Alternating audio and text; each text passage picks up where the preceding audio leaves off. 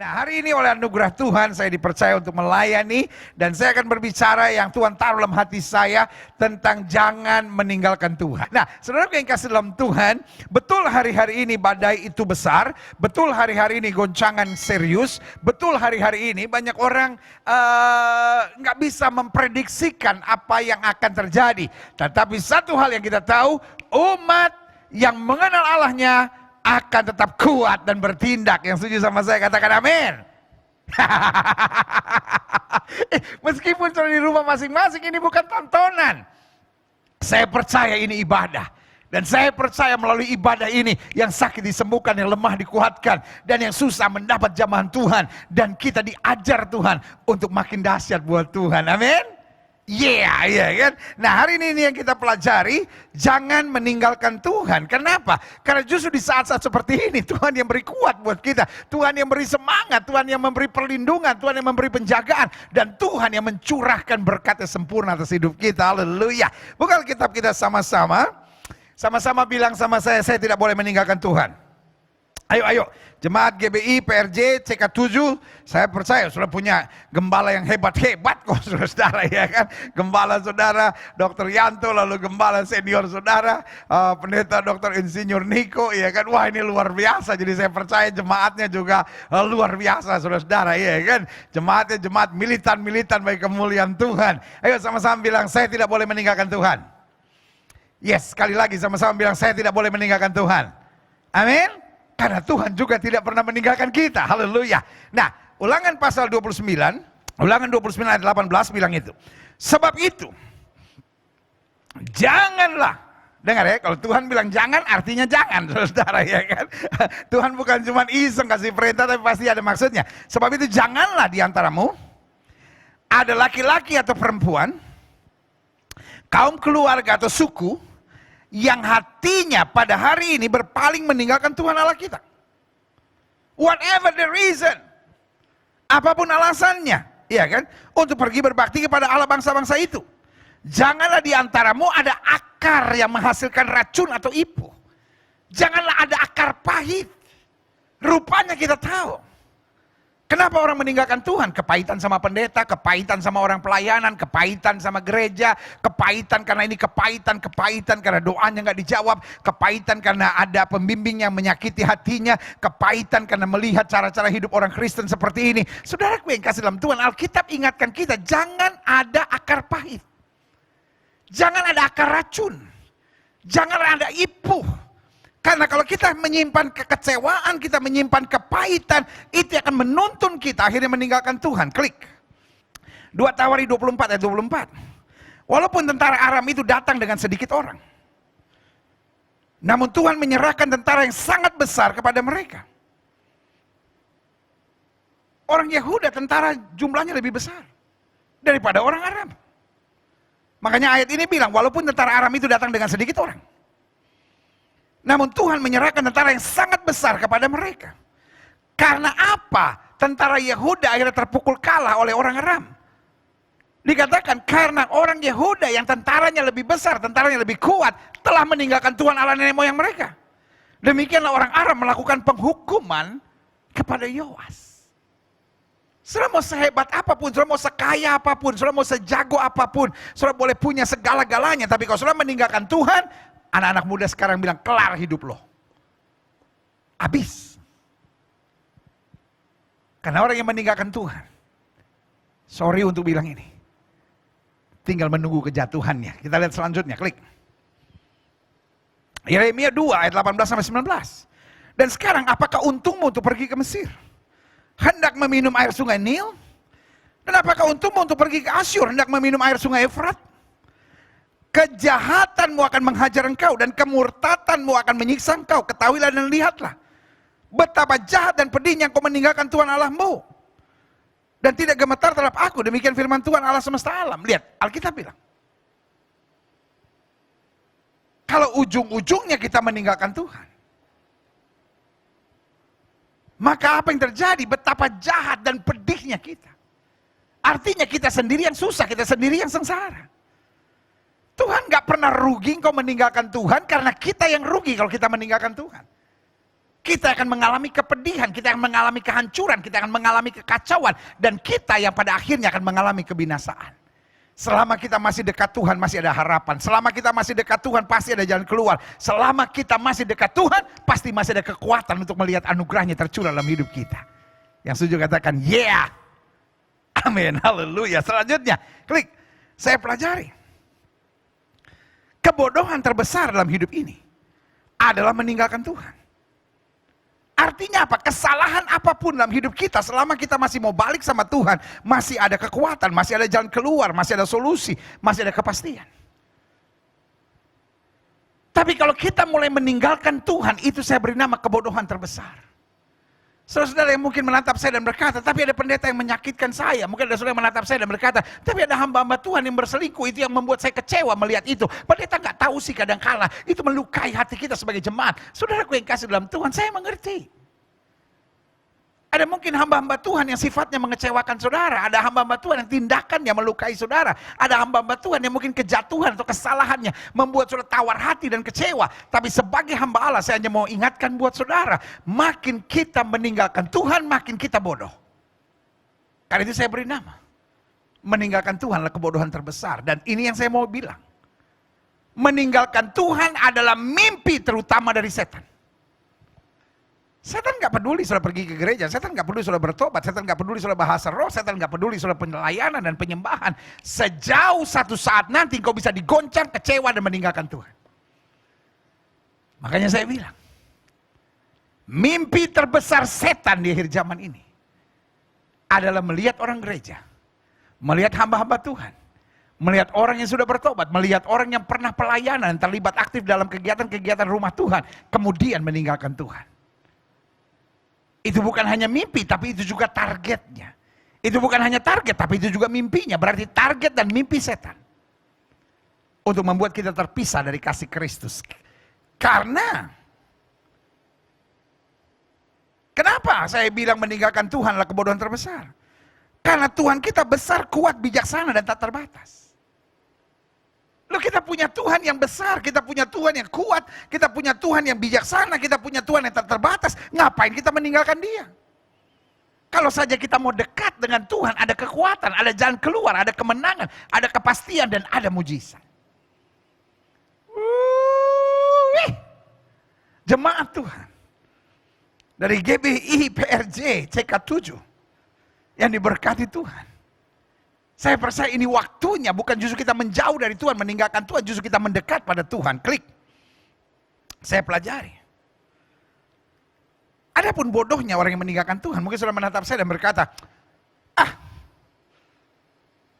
pendeta-pendeta sekarang enak aja ngomong meninggalkan Tuhan itu bodoh. Pendeta-pendeta juga nggak tahu sih bagaimana perasaan saya, pengalaman saya, keadaan saya, hal-hal yang menyakitkan buat hidup saya. Nah, saya jelaskan. Kenapa meninggalkan Tuhan adalah kebodohan? Yang pertama saya pelajari, karena meninggalkan Tuhan senangnya sesaat, tapi penderitaannya kekal. Iblis ahli, iblis licik saudara-saudara, ya kan? Dia pandai menutupi dosa dengan gula-gula kemanisan yang membawa kita ujung-ujungnya pada dosa dan kehancuran. Selingkuh misalnya. Pacaran sama suami orang misalnya. Melakukan hubungan seks sebelum nikah misalnya. Korupsi misalnya. Senangnya sesaat. Penderitaannya kekal. Itu sebabnya sebagai hamba Allah saya hanya mau ingatkan buat saudara, jangan bodoh. Alkitab bilang, buat apa kamu dapat seluruh dunia ini jika jiwa kamu binasa? Apa artinya kita senang sesaat tapi ujung-ujungnya kacau? Saudara yang sedang chatting sama mantan-mantan saudara. Saudara-saudara yang punya selingkuhan. Saudara-saudara yang pelayanan tetapi tetap nonton tayangan cabul. Saudara yang pelayanan tetapi tetap judi. Saudara yang pelayanan tetapi tetap hidup dengan drugs. Saudara yang pelayanan tapi tetap lakukan hubungan seks sebelum nikah. Saudara-saudara yang pelayanan tapi pacaran dengan orang tidak seiman. Saudara-saudara yang pelayanan sudah mengenal Tuhan, tapi kemudian punya perempuan lain, punya laki-laki lain. Sebagai hamba Allah saya cuma bilang, itu tipuan iblis. dosa dan hawa nafsu dunia, senangnya sesaat, penderitaannya kekal. Makanya Alkitab bilang, upah dosa ialah maut. Hanya orang bodoh yang mau senang sesaat, tetapi kemudian membayar harga dengan penderitaan kekal sampai selama-lamanya. Bukan hanya hidupnya yang kemudian hancur, rumah tangganya hancur, hari depannya hancur, anak-anaknya menderita. Makanya Alkitab bilang, anak cucu orang benar akan perkasa di muka bumi. Artinya sebaliknya, anak cucu orang-orang ngaco, anak cucu dari para penjina akan turut penderitaannya. Karena Alkitab bilang, Tuhan membalaskan kesalahan kepada anak-anaknya sampai keturunan ketiga dan keempat dari mereka yang membenci aku. Makanya sebagai hamba Allah saya hanya mau ingatkan buat saudara, kenapa meninggalkan Tuhan adalah kebodohan terbesar. Karena senangnya sesaat, penderitaannya kekal. Yang kedua, kenapa orang yang meninggalkan Tuhan itu bodoh? Yang kedua saya pelajari bukan hanya karena senangnya sesaat dan penderitaannya kekal. Tapi yang kedua saya pelajari kenapa orang yang meninggalkan Tuhan saya beri nama itu bodoh. Karena akan selalu terjajah dan dipermainkan oleh iblis. Iblis licik saudara. Awalnya dia mulai pancing. Iya kan? Dia pancing lewat hal-hal duniawi. Dia pancing lewat kesenangan-kesenangan daging. Dia pancing kadangkala juga lewat kepahitan-kepahitan dalam hidup kita. Ya nggak apa-apa kita melayani Tuhan. Sejauh akhirnya kita pahit, kita kecewa, kita meninggalkan Tuhan. Dan setelah kita meninggalkan Tuhan, kita terjajah, kita terbelenggu. Sehingga kita dipermalukan iblis. Makanya Alkitab bilang, setiap kali yang baik yang aku kendaki, justru yang jahat yang aku perbuat. Lihat apa yang terjadi dengan Simpson ketika dia mulai meninggalkan Tuhan.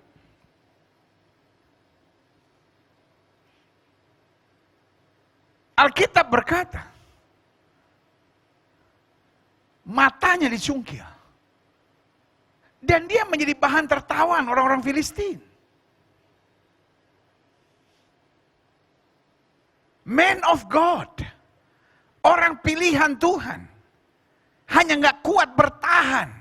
Lalu akhirnya meninggalkan Tuhan, akhirnya kompromi dengan dunia, dipermalukan dan menjadi penjajahan iblis. Makanya Alkitab bilang, kalau garam itu sudah tidak asin lagi dan dia dibuang dan diinjak-injak orang. Jemaat Tuhan dari Gereja Bethel Indonesia, PRJ CK7 ini, izinkan saya mengingatkan buat setiap saudara sekalian. Seberat apapun, tetap dekat sama Tuhan. Sesusah apapun, tetap andalkan Tuhan. Sama seperti Sadrak, Mesak, Abednego yang bilang, kalau Tuhan yang kami sembah sanggup tolong, dia tolong. Tapi kalau Tuhan yang kami sembah tidak sanggup tolong untuk menyembah dewa Tuanku Raja, kami tidak mau. Artinya mau apapun yang terjadi, aku mau tetap setia sama Tuhan. Dan apa yang terjadi, dia dibuang ke dapur api yang dipanaskan 7 kali lipat. Tapi pembelaan Tuhan baginya, yang setuju sama saya katakan dahsyat. Sampai Raja kaget. Raja bilang, bukankah aku lempar 3 orang? Kenapa ada 4 orang yang aku lihat dan wajahnya serupa anak manusia? Ini yang saya bilang. Kristus hadir. Kristus mengawal dan menjaga mereka dalam kemuliaannya. Karena mereka setia. Yang ketiga, bodohnya orang yang meninggalkan Tuhan akan kehilangan damai sejahtera dan kekuatan. Karena iblis menyamar sebagai malaikat terang. Iblis bisa quote unquote kasih apa saja yang diharapkan orang. Iblis bisa buat orang kelihatannya sukses. Iblis bisa membuat orang kelihatannya bahagia. Iblis bisa membuat orang mendapatkan apa yang diharapkan dan dicita-citakan. Tapi ada satu yang iblis tidak pernah bisa buat. Damai sejahtera. Sehingga perhatikan. Ada orang yang meninggalkan Tuhan yang jadi kaya. Ada orang yang murtad lalu karirnya makin naik. Ada orang yang tinggalkan Yesus, jobnya jadi berlimpah. Jangan kecil hati. Lalu berkata, waduh, saya yang setia kok begini-begini aja tuh, lihat tuh yang meninggalkan Tuhan kok kayaknya hidupnya enak aja. Rukonya di pasar Minggu dia jual, dia taruh di pasar Jumat. You know what I mean, right? Maksudnya apa pendeta jual-jual ruko? Udahlah nggak usah diperpanjang lah. Ya kan ada orang-orang yang jual ruko di pasar Minggu, dia beli di pasar Jumat. Dia meninggalkan Tuhan. Udah, nggak usah nanya-nanya. Dan kelihatannya lebih maju. Kelihatannya lebih sukses. But I bet you. Kosong. Karena Yesus sendiri bilang, damai sejahtera-Ku yang kuberikan kepadamu tidak bisa diberikan dunia kepadamu. Damai sejahtera yang kita punya bukan damai sejahtera yang dari dunia, made in heaven.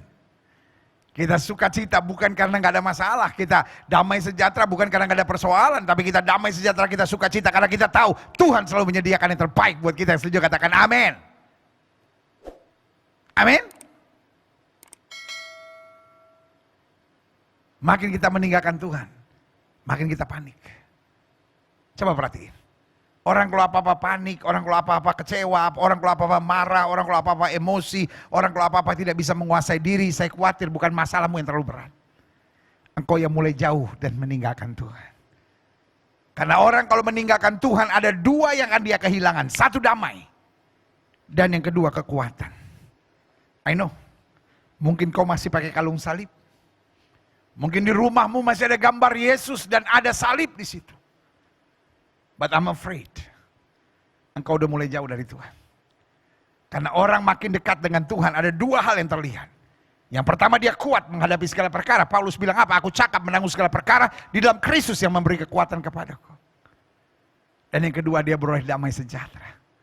Karena damai sejahtera yang dia miliki bukan yang dunia berikan, tapi yang Kristus sediakan baginya. Haleluya. Yang keempat, adapun bodohnya orang yang meninggalkan Tuhan akan tersesat dan menuju pada kebinasaan. Kita semua tadinya adalah domba-domba yang sesat.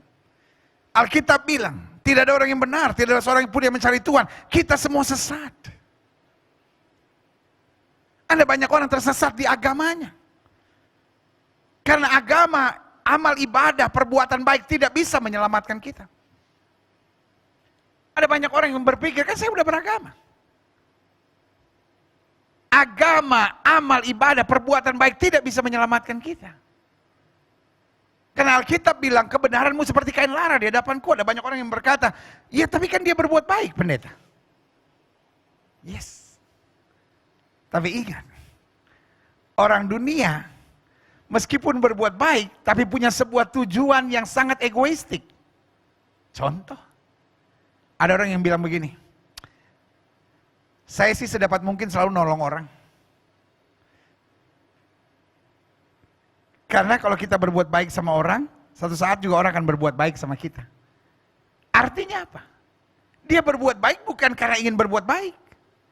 Dia berbuat baik supaya satu saat dia menerima karma yang baik. Jadi sebetulnya di dalam dirinya ada keegoisan yang tinggi. Atau yang kedua, ada orang-orang yang berbuat baik. Kenapa kamu berbuat baik? Ya karena saya mau masuk surga. Jadi artinya dia nggak peduli tahu dengan perasaan orang yang dia tolong. Yang penting gua masuk surga. Maka selalu menatap saya dan berkata, sama dong orang Kristen kan juga mau masuk surga. Tapi kita berbuat baik bukan supaya masuk surga. Kita berbuat baik karena yang jahat sudah diangkat dalam hidup kita. Amin. Dan kita berbuat baik kenapa? Karena Yesus telah berbuat baik terlebih dahulu buat kita. Dan yang ketiga, kenapa kita berbuat baik? Karena kita nggak tahan melihat orang yang sedang membutuhkan pertolongan kalau kita nggak berbuat apa-apa. Dan terakhir, kenapa kita berbuat baik? Karena Alkitab ajarkan kepada kita supaya orang melihat perbuatanmu yang baik dan memuliakan Bapamu yang di sorga. It's nothing to do with me. Tapi yang penting Bapa saya di sorga yang bertanggung jawab buat hidup saya. Dia yang dipermuliakan, yang setuju sama saya katakan, saya harus berbuat baik. Amin. Jadi jelas buat kita. Kalau kita meninggalkan Tuhan, kita tersesat. Dan kita menuju pada kebinasaan. Keputusan-keputusan kita seringkali sesat. Karena yang kita pikirkan seringkali hanya daging. Coba perhatiin. Orang makin jauh dari Tuhan. Keputusan-keputusannya makin egois. Keputusan-keputusannya makin memikirkan diri sendiri. Keputusan-keputusan yang makin hanya berpikir tentang menyenangkan dirinya sendiri. Tetapi ini yang saya mau bilang. Kalau kita makin dekat sama Tuhan, kita berkata seperti Yohanes, biarlah aku semakin merendah dan menurun, supaya Kristus semakin ditinggikan dan dimuliakan. Yang setuju sama saya katakan amin. Selanjutnya, haleluya. Iya kan? Mengapa bisa terjadi? Orang yang sudah bertobat, orang yang sudah diselamatkan, orang yang sudah dibaptis, sudah mengenal dan merasakan kebaikan Tuhan, kok bisa sampai meninggalkan Tuhan? Sebagian bilang, oh mungkin dia nggak dipilih Tuhan kali pendeta. Para teologian berkata, oh mungkin dia bukan orang yang dipredestinasikan. Mungkin dia sebaliknya terkena reprobasio. Ya kan? Orang-orang teologian kan senang bikin-bikin kesimpulan seenak semaunya aja gitu ya kan. Tapi izinkan saya mengingatkan buat saudara. Mengapa bisa terjadi orang yang sudah mengenal dan merasakan kebaikan Tuhan, sudah bertobat, sudah lahir baru, sudah penuh Roh Kudus, sudah berbahasa roh, sudah dibaptis, sampai bisa meninggalkan Tuhan? Yang pertama saya pelajari. Karena terbujuk dengan segala kesenangan dunia.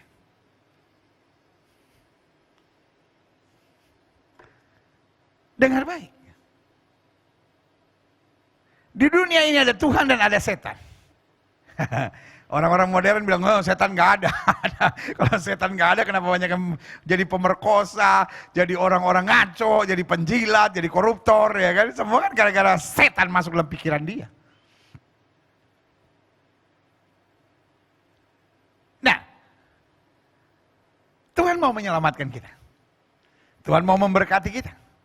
Tuhan mau melakukan perkara dahsyat dalam hidup kita. Betul? Nah ketika Tuhan punya rencana yang dahsyat dalam hidup kita, iblis nggak mau tinggal diam. Apa yang iblis buat? Bujuk, dan itu yang selalu dia mulai, bahkan dari mulai Taman Eden. Sampai Yesus. Sampai hari-hari ini, di akhir zaman ini. Firman Tuhan jelas kok. Semua pohon dalam taman ini boleh kamu makan kecuali yang di tengah, jelas. Very, very, very clear. Dan hari ini juga firman Tuhan jelas kok. Apa yang boleh, apa yang tidak boleh itu sangat jelas. Tapi iblis menciptakan kebingungan untuk dapat mendatangkan bujukan. Tentu Allah berfirman, semua pohon dalam taman ini tidak boleh kamu makan buahnya, bukan? Adam sama Hawa bilang, come on. Semua pohon dalam taman ini boleh.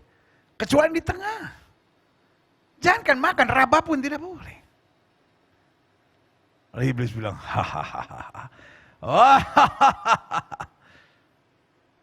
Sebab Tuhan tahu. Kalau kamu makan buah di tengah itu, matamu akan terbuka. Kamu bisa melihat mana yang baik dan mana yang jahat. Kamu akan jadi seperti Allah.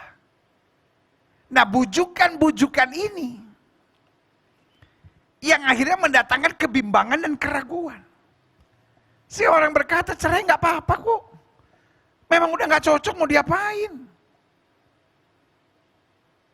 Sekedar ramal-ramal nasib nggak apa-apa lah. Cuman soal apa kata bintang, kan setiap orang memang punya bintangnya. Jadi ada orang Kristen bertahun-tahun tetap di kamarnya Sagittarius boy, Aquarius girl. Bertahun-tahun dalam pelayanan. Tetap masih percaya, pendeta, ini kan kita mau masuk tahun lembu logam nih. Ya kan? Sementara suami saya itu ayam. Suaminya ayam, saudara. Berarti lu apa, bebek? Iya kan? Saudara yang kasih dalam Tuhan. Kenapa anak Tuhan jadi masih percaya sama sio-sio binatang seperti itu? Kita kan anak raja. Kok gitu? Pendeta, tolong doain dong. Katanya di tahun lembu emas ini, usaha kita nggak lancar. Kenapa, Bu? Saya kan babi. Suami saya kambing.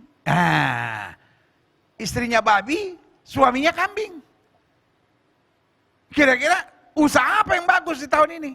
Taman safari. Babi kawin sama kambing, saudara. Boleh nggak anak Tuhan jangan terikat sama yang kayak begitu-begituan lagi? Kita jangan tertipu karena iblis itu pandai dengan apa? Bujukan-bujukan. Sehingga kita pikir normal, kita pikir wajar.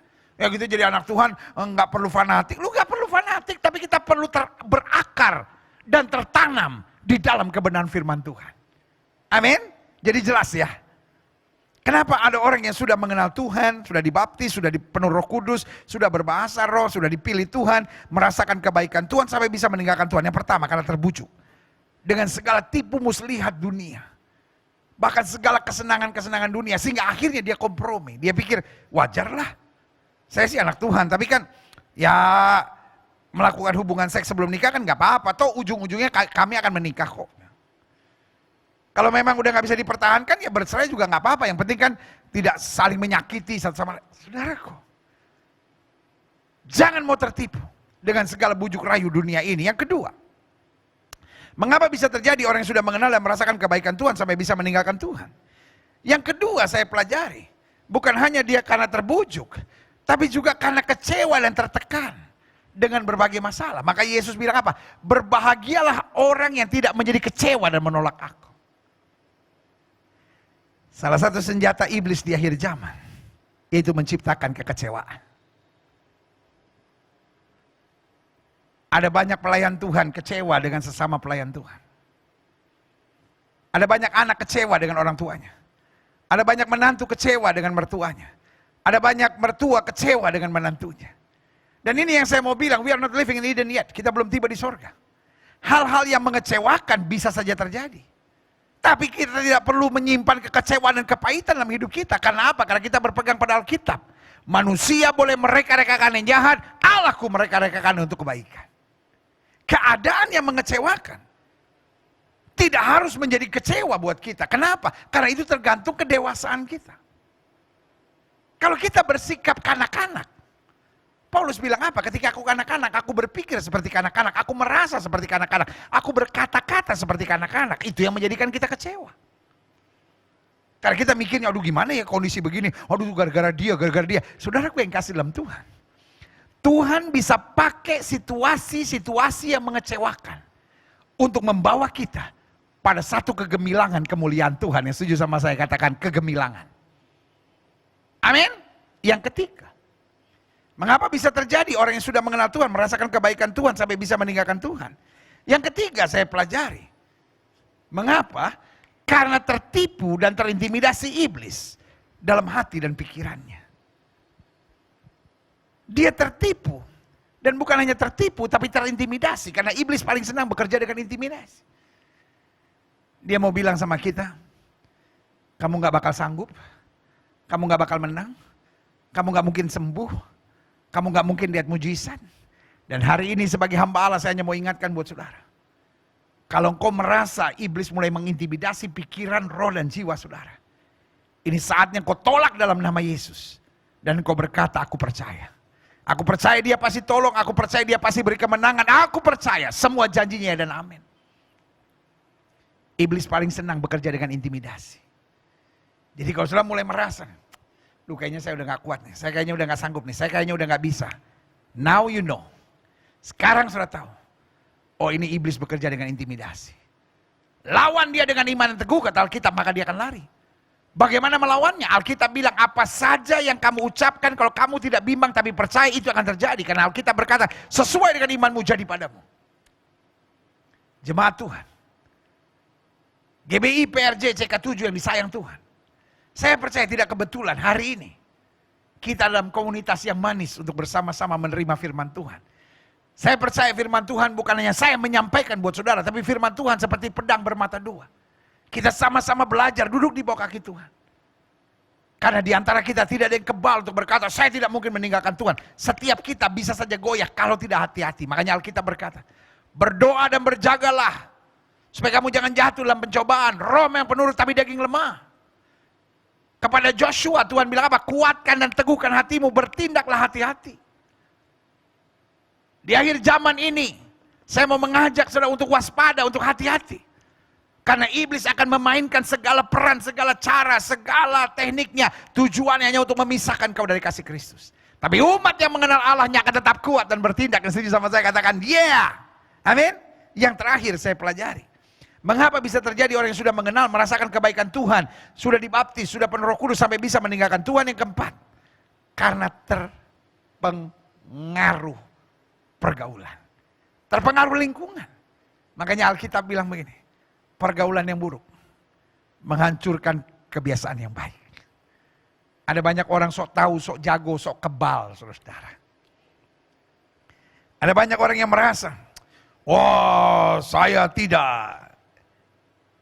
Itu yang saya bilang. Gejala Petrus. Peter syndrome. Yesus bilang semua akan tergoncang imannya karena aku. Petrus bilang, aku sekali-kali tidak. Waduh, ada banyak orang sok tahu, sok jago, sok pintar. Oh, saya tidak mungkin terpengaruh. Gak usah sok jago. Merendahlah pada Tuhan. Life is tough. Jemaat Tuhan, yang saya sayang, saya kasihi. Karena hari ini saya mendapat kesempatan untuk melayani saudara, Gereja Bethel Indonesia, PRJ CK7 ini. Izinkan saya mengingatkan buat saudara. Daud sendiri bilang apa? Tuhan tahu kelemahan kita. Dia ingat kita ini debu. Dia tahu kita seperti bunga rumput. Pagi bertumbuh, petang lisut dan layu. Kekuatan kita yang pertama, kalau kita mendekat pada Tuhan. Kekuatan kita yang kedua, kalau kita dipimpin Roh Kudus. Kekuatan kita yang ketiga, kalau kita berpegang pada firman Tuhan dan janji-janji Tuhan. Dan kekuatan kita yang keempat, kalau kita melangkah dalam iman. Apapun yang terjadi, jangan pernah tinggalkan Tuhan. Sekali Yesus, tetap Yesus. Jangan pernah kompromi dengan dosa. Jangan pernah halalkan segala cara. Tapi pegang firman Tuhan. Aku tidak akan miring ke kiri maupun miring ke kanan. Maka Tuhan akan memberkati aku. Aku tidak akan turun tapi naik. Tidak akan menjadi ekor, dipimpin menjadi kepala. Tundukkan kepala. Saya undang pemain musik maju ke depan. Dan bisa mainkan pujian. Sambil masing-masing kita berdoa di hadapan Tuhan. Buka hati. Saya secara khusus mau berdoa buat setiap jemaat sekalian. Kalau ada jemaat Tuhan yang hari ini berkata, saya kok hari-hari ini banyak kompromi dengan dosa. Ada saudara-saudara yang berkata, saya khawatir saya mulai jauh dengan Tuhan. Ada saudara-saudara yang mungkin berkata, banyak hal yang saya buat, saya tahu Tuhan gak suka. Saya gak mau sampai akhirnya makin menjauh dari Tuhan. Jika itu doamu, taruh tangan kananmu di dada. Atau mungkin sudah berkata, saya masih dekat Tuhan. Tapi saya menyimpan kepahitan, kekecewaan yang luar biasa dalam hidup saya. Tapi mulai hari ini saya mau serahkan pada Tuhan. Saya mau hidup dengan iman. Saya mau hidup dengan firman. Saya mau hidup dengan tuntunan Roh Kudus. Saya mau hidup dekat dengan Tuhan. Jika itu doamu, taruh tangan kananmu di dada. Di rumah sudah masing-masing. Biarkan Roh Kudus menjamah setiap saudara. Karena saya percaya. Rancangan Tuhan dahsyat buat setiap kita. Setiap saudara yang didoakan boleh taruh tangan kanan saudara di dada. Kita berdoa, Bapa. Bersama dengan jemaat Tuhan. Di rumah masing-masing. Dari GBI PRJ CK7 ini hamba berdoa di dalam nama Yesus. Tuhan jamah. Tuhan jamah. Lihat mereka yang taruh tangan kanannya di dada. Tuhan tolong kami. Supaya kami tidak punya akar racun. Kami tidak punya akar pahit.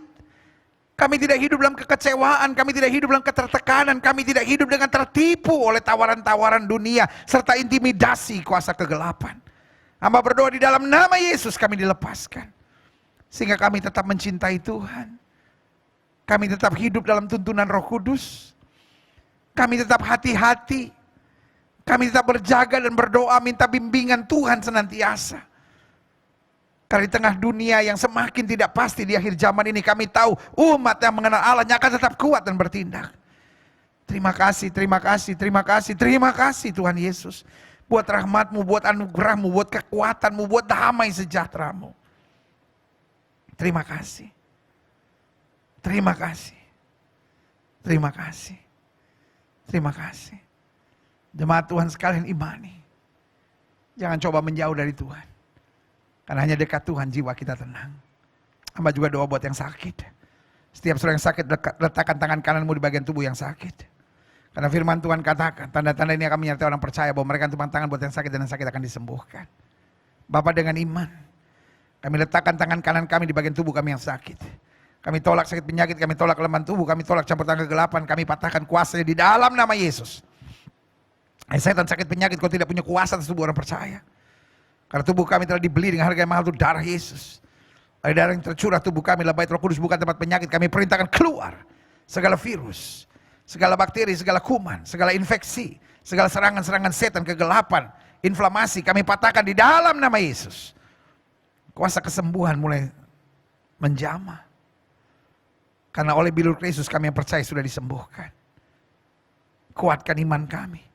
Karena sesuai dengan iman kami jadi pada kami. Mengalir kuasa kesembuhan ini. Terima kasih Tuhan Yesus. Setiap saudara yang sudah doakan untuk kesembuhan, tanamkan dalam rohmu, aku sembuh oleh bilur Yesus. Jangan bimbang. Karena sesuai dengan imanmu jadi padamu. Tuhan bisa menyembuhkan melalui rumah sakit, Tuhan bisa menyembuhkan melalui operasi, Tuhan bisa menyembuhkan melalui dokter. Tapi Tuhan juga bisa menyembuhkan tanpa operasi, tanpa dokter. Dengan cara Tuhan yang ajaib, biarlah dia berdaulat. Pada apa yang dia inginkan sesuai dengan iman kita masing-masing. Terima kasih Bapa. Terima kasih. Gembala senior, Pendeta Dr. Insinyur Niko Nyotroharjo, Tuhan pakai terus bersama dengan keluarganya. Buat gereja-gereja yang Tuhan izinkan, dilayani, digembalakan oleh hambamu ini. Sehingga visi-visi dari Tuhan selalu semakin nyata dalam pelayanan gereja-gereja ini. Terima kasih buat kedahsyatanmu. Dan juga terima kasih buat Bapak Gembala kami dan keluarganya. Bapak Dr. Yanto. Bersama istri, bersama keluarganya, hamba-hamba Tuhan yang luar biasa ini. Tuhan pakai dan Tuhan berkati terus. Untuk mengembalakan kami, membawa kami senantiasa pada kedewasaan rohani. Yang berkenan kepada Tuhan. Sehingga kami senantiasa menjadi pekabar-pekabar Injil dimanapun kami berada. Mengabarkan Injil bagi kemuliaan Tuhan. Terima kasih. Terima kasih Tuhan. Bangsa negara kami Indonesia selamatkan ya Allah. Damai sejahtera atas Indonesia. Bapak Presiden, Wakil Presiden, para menteri, pejabat di pusat dan daerah. Tuhan jaga. Sehingga pemimpin-pemimpin kami di bangsa ini takut akan Tuhan. Jauhkan para pemimpin-pemimpin kami dari dukun, dari paranormal, dari kuasa kegelapan. Dari segala roh rakus. Dari segala roh pementingan diri sendiri di dalam nama Yesus. Tapi roh kebijaksanaan, roh takut akan Tuhan boleh selalu ada di pemimpin-pemimpin bangsa kami. Indonesia damai, Indonesia dalam berkat Tuhan. Para dokter, para suster, para brother, para tenaga kesehatan. Yang hari-hari ini menjadi benteng terakhir dari penanganan COVID-19. Tuhan bela mereka, Tuhan jaga dalam kasih karunia Tuhan. Proses vaksinasi di bangsa ini. Tuhan tolong. Bahkan kami patahkan segala hoax-hoax yang beredar. Tentang adanya chips. Tentang adanya roh-roh antikris di dalam vaksinasi yang kemudian menjadikan perpecahan dalam tubuh Kristus. Yang kemudian menjadi saling menyerang satu sama lainnya. Padahal ini hoax-hoax yang hanya mengacaukan. Kami patahkan di dalam nama Yesus. Sehingga kebenaran Kristus terungkap. Sehingga proses vaksinasi dapat berjalan dengan baik. Dan anak-anak Tuhan dapat terjaga dalam kasih karunia Tuhan. Sehingga kami tetap mempertahankan iman dalam kemurahan Tuhan. Di dalam nama Yesus kami berdoa. Terima kasih Tuhan, terima kasih Tuhan, terima kasih. Kasih-Mu, anugerah-Mu, berkat-Mu, rahmat-Mu. Sungguh dahsyat dan luar biasa. Di dalam nama Yesus kami berdoa. Haleluya. Amin. Amin. Amin. Haleluya.